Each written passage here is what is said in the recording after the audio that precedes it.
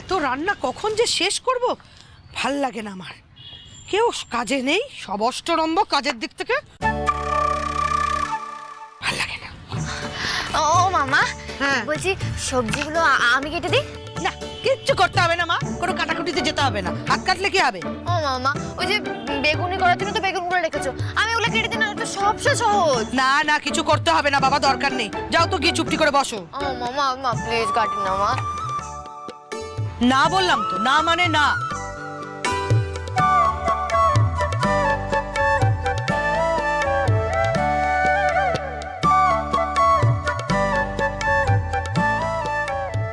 কি হলো, মুখটা ওরকম বেজার করে দাঁড়িয়ে আছো কেন? নাও। থ্যাংক ইউ মা। আর তুমি তো আমাকে শিখিয়ে দিয়েছো কি করে বেগুন কাটতে হয়। পাতলা পাতলা করে কাটবে, হাত যেন না কাটে, মনে থাকে যেন। ধরো। এই, তোমাকে কতবার বলেছি নিচে বসবে না, নিচে বসবে না, নিচে বসবে। তুমি সেই একটা কথা কেন শোনো না বলো দেখি? তুমি যাও যাও, ওখানে গিয়ে বসো, আমি দিচ্ছি সব। মেয়ে আমার মাথা খারাপ করে রেখে দেবে, পাগল করে দেবে এই মেয়ে আমার। বসো এখানে চুপটি করে। পাতলা পাতলা করে কাটবে, হাত যেন না কাটে, সাবধানে। তাড়াতাড়ি এসো মা। হ্যাঁ বলো মা, ওই যে মাংসটা এনেছি, কোথায় রাখবো? এই তো এখানে রাখো। আর কুমু কোথায়? কুমু কোথায় গেল? ও তো বলেছিল চাটনিটা করবে। ও আরে যাও গিয়ে ডাকো। আমি দেখছি দেখছি মা, দেখছি। আমি এই বাড়ির সম্পত্তির ভাগ পাবো কি পাবো না তা দিয়ে তোমার কি? আমাদের কিন্তু এখনো ডিভোর্স হয়নি কুমু, ভুলে যাও না প্লিজ। এটা চাইলেই যে ডিভোর্স হবে সেরকম তো কোনো মানে নেই। কি বলতে চাইছো কি তুমি অনেক? এই ভাঙাচোরা সম্পর্কটা নিয়ে আমরা থেকে যাবো? না কুমু, আমি সেটা বলতে চাইনি, তুমি আমাকে ভুল বোঝো না প্লিজ। আমি বলছি আমাদের মধ্যে তো আলোচনা হতে পারে। তাছাড়া ভেবে দেখো, কলকাতা শহরের বুকে এরকম একটা জায়গায় এমন একটা বাড়ি, তার দাম মতো। কি বললে তুমি? লিসন অনিক, এই নিয়ে আর একটা কথাও আমি তোমার মুখে শুনবো না। তুমি যে এতটা ন্যারো মাইন্ডেড, এটা তো আগে কখনো বুঝিনি আমি। এত তো বড় বড় কথা বলতে, আমার সম্পত্তি, আমার গয়না, সেসব নিয়ে নাকি তোমার কোনো মাথা ব্যথাই নেই। হঠাৎ করে হলোটা কি সেই মানুষটার? আমার বালা, এই বাড়ি থেকে দেওয়া হারটা তুমি বিক্রি করে দিয়েছো। কালকেই মা আমার কাছে বালাটা দেখতে চাইছিল, আমি এড়িয়ে গেছি। বাই দ্য ওয়ে, তুমি এখনো এখানে পড়ে রয়েছো কি এই সম্পত্তি নিয়ে কথা বল?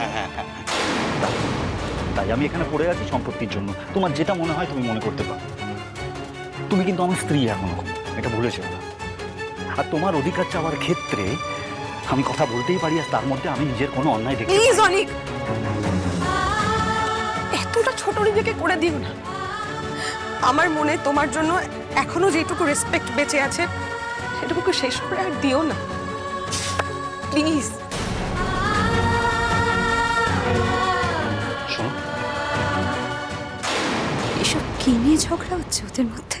ওদের মধ্যে এত সমস্যা আছে তা তো বুঝতে পারিনি। লাগছে আমার। কথাটা মন দিয়ে শোনো কুমু, এই বাড়ি থেকে কেউ যাবে না। না আমি যাব, না তুমি যাবে। যা ব্যবস্থা করার এই বাড়ি থেকেই হবে। এই নিয়ে ফার্দার কোনো ধরনের আলোচনা আমি তোমার সাথে আর করতে চাই না, আর আমি এক্সপেক্ট করব তুমিও আমার সাথে করবে না। এটা ভালো করে মাথায় ঢুকিয়ে নাও। আন্ডারস্টুড? সরি।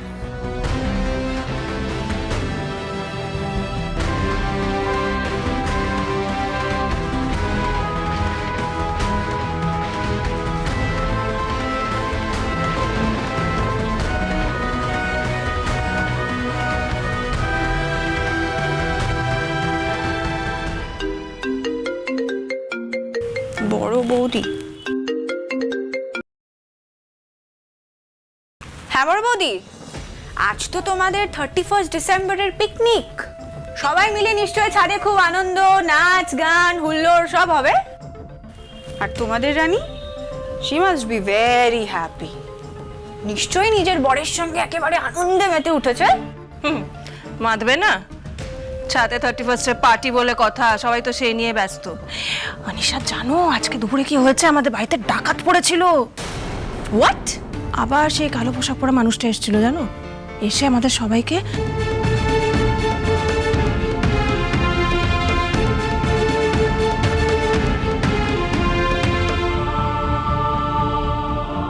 তাই নাকি? আর রানী? রানী তখন কোথায় ছিল? রানী তো বাড়িতেই ছিল না, তবে এখন সব মিটে টিটে গেছে, সবাই পিকনিকের আনন্দে মত্ত। এখন সবাই বাড়িতে আছে, আর যথারীতি রানীকে নিয়ে বাড়াবাড়ি করে যাচ্ছে। আর জয়? জয় আবার কি করবে? বইয়ের আঁচল ধরে ঘুরছে, বিয়ের পর থেকে যেটা ওর হ্যাবিট হয়ে গেছে। আর ছোট মা রাতুপুতু যদি দেখো রানীকে নিয়ে, এ রানী ধারে যাও না, এ রানী ওটাতে হাত দিও না, এ রানী হাত কেটে ফেলো না, মানে ডিসগাস্টিং। সবাই একেবারে ওকে নিয়েই বিজি জানো। চিন্তা করো না, তবুও রানী আর দুর্জয় 2024-এ শুরুটাতে একসঙ্গে থাকতে পারবে না, আই প্রমিস। এই আনিশা, আবার কি প্ল্যান করছো? এই দেখো সবে একটা ঝামেলা মিটেছে, কিন্তু আবার কোনো ঝামেলা পাকিও না please.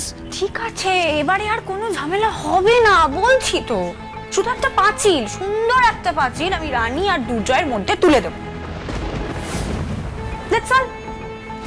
You just wait and watch. ওকে।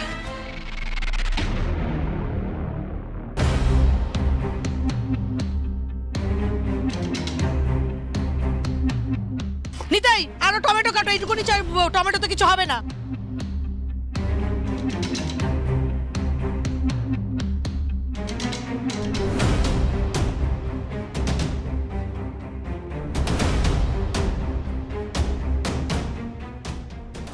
মা, হ্যাঁ বলো। বলছি ওই কোন চোখ লাফালে জানি বিপদ হয়?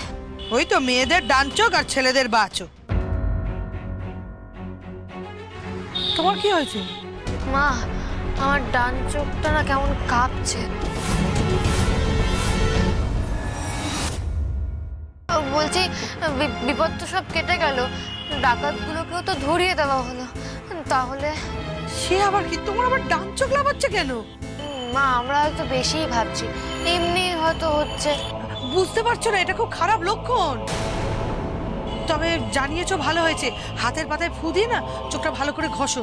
বছরের শেষ দিন কোথায় সবাই একটু আনন্দ করবো তা না, বিপদ পিছুই যাচ্ছে না। জয় কোথায়? জয়, এই জয়, আমার ছেলেটা যে কোথায় থাকে না ভালো লাগে। জয়, কি হয়েছে মা? এত চিৎকার করছো কেন? বলছি শোন না, তোর বউয়ের ডান চোখটা লাফাচ্ছে। বলছি এটা তো বিপদের সংকেত, একটা ওষুধ দে না বাবা, যাতে ডান চোখটা না লাফায়। ও মাসিমণি, এটাতে আবার ওষুধ লাগে নাকি? হ্যাঁ মা, এটার কোনো ওষুধ হয় না বাবা। এই চুপ কর তো, জয়ের থেকে বেশি জানিস। না না, মায়ের ভয় পাওয়াটা তো স্বাভাবিক। রানীর যখন চোখ লাফাচ্ছে তার মানে জেনে রাখ যে শিওরের সমন।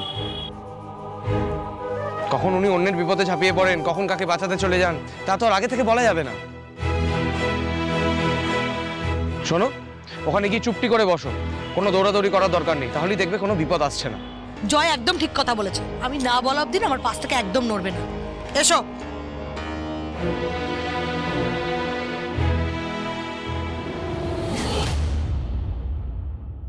আবার কি প্ল্যান করছে মেয়েটা কে জানে। এতগুলো ঝামেলা সবে কাটিয়ে উঠলাম আমরা। তোর আজকে বাড়িতে পার্টি, সুন্দর করে সাজলাম বুঝলাম, ভালো করে জমিয়ে খাবো ভাবলাম, পার্টিটাই না ভেস্তে যায় মাঝখান থেকে। এই পিঙ্কি, উফ, কি ভয় পাওয়ার কিছু নেই। মানে কি একা একা বিড়বিড় করছো বলো তো? না কোনো সমস্যা হচ্ছে তোমার? কোনো মুশকিল হয়েছে? আজকাল মাঝে মধ্যে দেখছি তুমি ভাবের জগতে চলে যাচ্ছ। আরে কিছু হয়নি, আমার সরত। আরে শোনো না, শোনো আমার একটা কথা শোনো। আমার কি মনে হয় বলো তো, তোমাকে একজন ভালো সাইকিয়াট্রিস্ট দেখানো দরকার। হ্যাঁ মানে যে একটু সমস্যা হচ্ছে আমার মনে হয় উপরে। না গো, কোনো সমস্যা হচ্ছে না। উপরে সমস্যা না, উপরে যে পার্টি হবে, আর সেই পার্টিতে সবাই কিছু না কিছু পারফর্ম করবে।